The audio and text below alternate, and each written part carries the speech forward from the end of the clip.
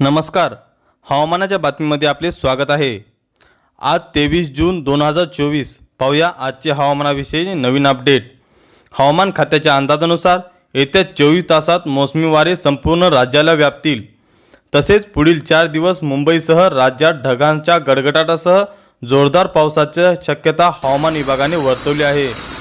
दरम्यान सिंधुदुर्गात red alert, Ratnagiri पट्ट्यात ऑरेंज अलर्ट, तर ठाणे, पालघर, मुंबईत पुढील 4 दिवस येलो अलर्ट जारी करण्यात आला आहे। मुंबईत पावसाच्या सरी कोसळत असून वातावरणात गारवा निर्माण झाला आहे, त्यामुळे मुंबईकरांना दिलासा मिळाला आहे। येत्या 24 तासात पावसाचा जोर वाढला असून मुंबईसह राज्यात दमदार पाऊस कोसळेल असा अंदाज हवामान विभागाने व्यक्त केला आहे, त्यामुळे ऑरेंज अलर्ट देण्यात आला आहे। मागील 2 दिवस मुंबई शहर आणि उपनगरात पावसाची रिपरिप सुरूच आहे।